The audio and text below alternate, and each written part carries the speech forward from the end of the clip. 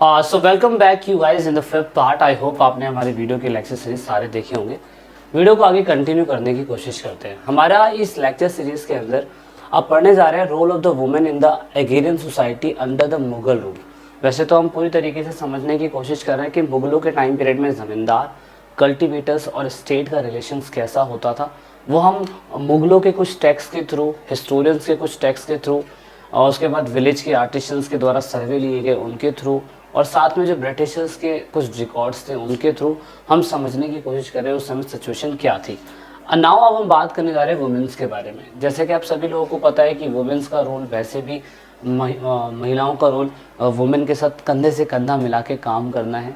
तो खेतों के अंदर बहुत सारे काम हो सकते हैं, जैसे कि आप कह सकते हो कि फसल की बुवाई करना, बहुत सारे अनवांटेड प्लांटों को निकालना, और साथ में विनोइंग करना या हार्वेस्टिंग करना। ये सारे काम वुमेन्स के गांव के अंदर हुआ करते थे। इवन वुमेन्स का काम ये नहीं था, इसके साथ साथ वुमेन्स का काम और भी था, जैसे मिट्टी के बर्तन बनाना, spinning of yarn, shifting cultivation, और मिट्टी के बर्तन बना के ऑफकोर्स नौकाएं चलाने का काम भी कहीं कहीं देखा गया। तो कई पहलुओं में देखा जाए तो फीमेल लेबर उस टाइम पे बहुत बड़े लेवल पे होता था। तो यानी कि अगर हम बात करें women considered the important source of the agrarian society, क्योंकि वो एज अ किसान का रोल भी कर रही है, वो आर्टिसन टास्क भी कर रही है, वो बच्चे भी पैदा कर रही है। तो इसीलिए उस समय समाज में वुमेन्स का एक बहुत इंपॉर्टेंट योगदान लिया जाता था। एक एग्जाम्पल के लिए अगर हम देखें तो बहुत सारे जगहों पे ऐसा कस्टम बनाया गया था कि जहाँ पे वुमेन का शॉर्टेज हुआ, जहाँ पे वुमेन का शॉर्टेज होगा तो विवाह के लिए दुल्हन का परिवार उस उस दुल्हन से दहेज ना लेते हुए बल्कि उस दुल्हन को दहेज देगा। हरियाणा साइड में आज भी ऐसा होता है कि जहाँ पे वुमेन्स की शॉर्टेज है वहाँ पे ये प्रॉब्लम हमें देखने को मिलती है। तो ये चीज़ हमने देखा कि ऑफकोर्स ऐसा होता है, ऐसा होता भी आया है। दैट इज़ वाई हमें ये भी समझने की ज़रूरत है कि दुल्हन जो है वो जहाँ शॉर्टेज हो रही है तो ऑफकोर्स उनको पैसा देकर भी शादी की जाती थी। कारण बस ये था कि उस समय मुगलों के टाइम पीरियड के अंदर बहुत सारे काम वुमेन्स के भी होते थे। तो इस हिसाब से अगर हम देखें तो वुमेन्स के राइट्स भी हो सकते हैं।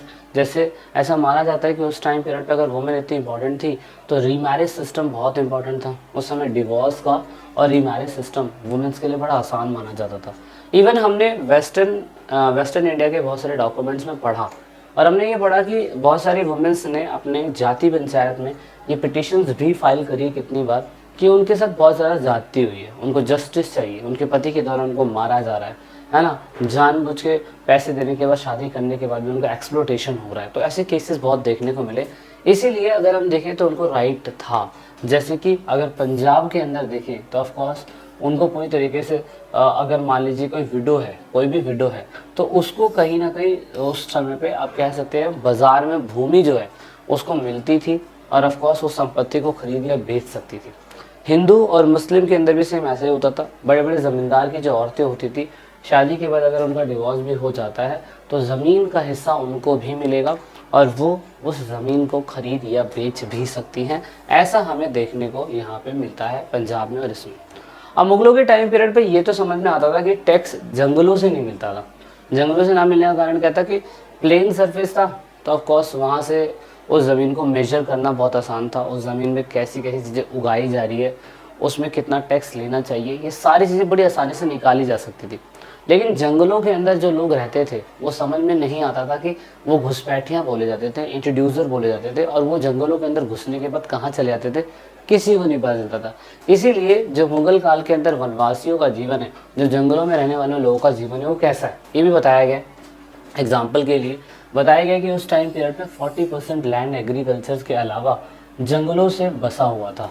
उन लोगों को जो जंगलों में रहते थे उन्हें जंगली कहा जाता था। और ऑफ कोर्स ये उस टाइम पीरियड पे gathering of the forest, the term describe those who livelihood came from the gathering of the forest, produce, hunting and shifting cultivation.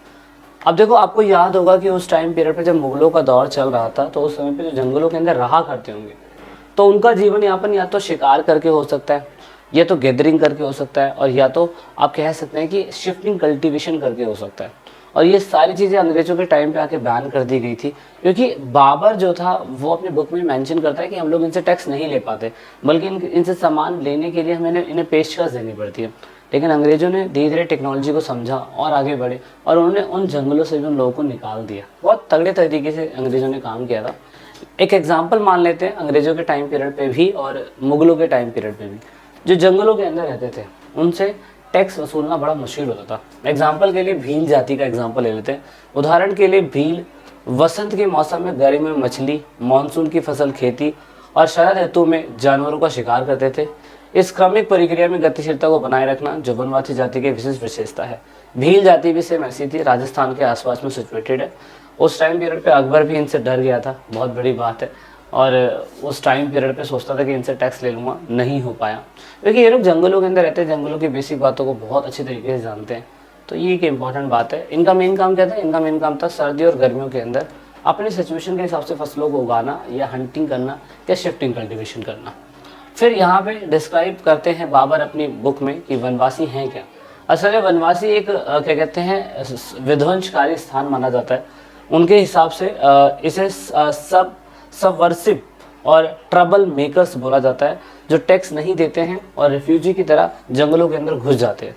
और ये बाबर कहते हैं कि ये behind which the people of the pargana become the stubbornly rebellious to the pay no tax.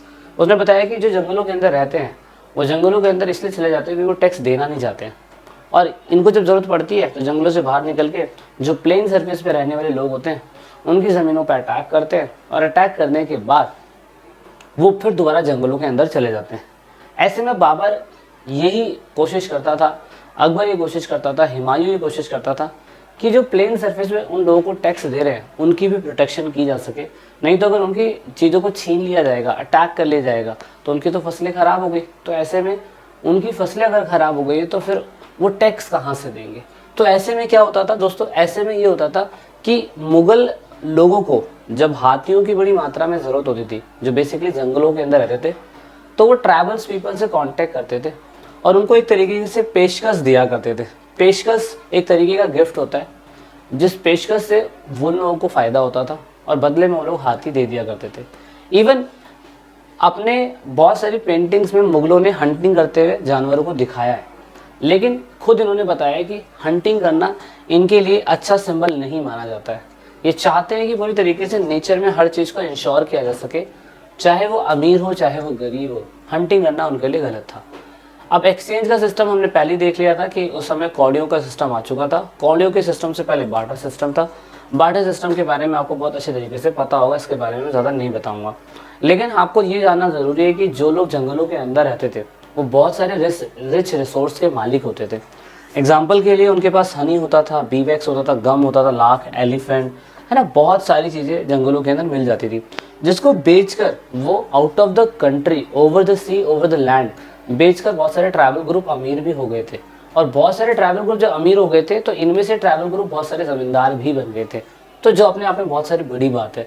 इस तरीके से ज़मींदार का रोल रूरल सोसाइटी में बहुत इंपॉर्टेंट हो जाता है। Zamindar were landed properties and also enjoy certain social and economic privileges. ऐसा है, ये वही ज़मींदार हैं जिन्होंने ज़मीनें, मतलब ये चीज़ें बेचने के बाद नॉर्मल लाइफ ये लोग गुजर बसर करने लग गए, तो उनके पास अपनी खुद की मिल्कियत हो गई। मिल्कियत मतलब उनकी खुद की निजी संपत्ति हो गई।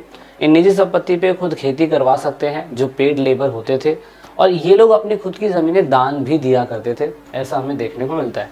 तो ये बहुत इंपॉर्टेंट है। बेचारे जंगलों से निकल के ज़मींदार बन गए और अच्छे खासे प्रॉफिट में पैसा कमा रहे हैं। ज़मींदार रूरल सोसाइटी में क्या कर रहे हैं, पूरी तरीके से ये अपनी लेविश लाइफ जीना चालू कर देते हैं। इनका मिलिट्री पे कंट्रोल बहुत अच्छा होता है। इनके साथ साथ इनके पास पूरी तरीके से एक आर्मी होती है, इन्फेंट्री होती है, आर्टिलरी ऑफिसर्स इनके पास होते हैं। तो इस तरीके से हम कह सकते हैं कि बहुत बड़े पावरफुल ग्रुप बन जाते हैं। कुछ ऐसे पावरफुल ग्रुप भी हैं, अबुल फजल डिस्क्राइब करते हैं अपनी बुक में कि ज़मींदार were from N upper Brahmin और Rajput. It is also reflect the fairly large representation of the zamindar from the so called intermediate caste. Brahmin या राजपूत या सामाजिक रूप से मध्यवर्ती जातियों से ज़मींदार के काफ़ी बड़े प्रतिनिधित्व को दर्शाती है। मतलब नॉर्मली बताने की कोशिश करती है अबुल फजल की आईन अकबरी, जो ये बताती है कि बहुत सारे ज़मींदार जो थे, जो राजपूत और दूसरी अदर कास्ट के, अपर कास्ट के लोग थे, वो इंटरमीडिएट कास्ट से भी डरने लग गए थे एक तरीके से, क्योंकि वो इतने ज़्यादा पावरफुल होते जा रहे थे, है ना। ये थोड़ी सी इंपॉर्टेंट है। इन द एडिशन अगर हम ज़मींदार को देखें तो ज़मींदार अपनी मिल्कियत को बेचते थे, ऐसा हमें एविडेंस बहुत बड़ी मात्रा में मिला है। वो अपनी ज़मींदारी यानी कि अपनी ज़मीनों पर जो सामान उगता था उनको उगाने के बाद बाज़ार में बेचने के लिए आते थे, Although there can be little doubt that the zamindar were exploitative classes and their relation with the peasantry and reciprocal and one of the पैटर्नलिज्म, मतलब हालांकि इस बात पर बहुत कम संदेशा हो सकता है कि जमींदार एक शेष वर्ग है, किसान के साथ उनके संबंध पारस्परिक और पितृसत्तात्मक थे। मतलब कहने का मतलब ये था कि जमींदार के अंडर में जो किसान काम करते थे, क्या उनका रिलेशन उनके साथ अच्छा था या नहीं, ये आपने चैप्टर के पढ़ने के बाद ही समझ लिया। लेकिन पारिवारिक संबंध उनके कैसे थे, वंशानुगत संबंध उनके कैसे थे, ये भी हमें जानना जरूरी था। ये सिर्फ एनसीईआरटी ने आपको एक तरीके से शक में छोड़ दिया है, ये आपने समझना है अपने हिसाब से। ठीक है, सो ये था 5th पार्ट। आई होप आपको थोड़ा बहुत समझ में आया होगा। नेक्स्ट पार्ट में जल्दी मिलेंगे और फिर हम चैप्टर खत्म करेंगे। This is it in this video. जय हिंद, जय भारत, वंदे मातरम।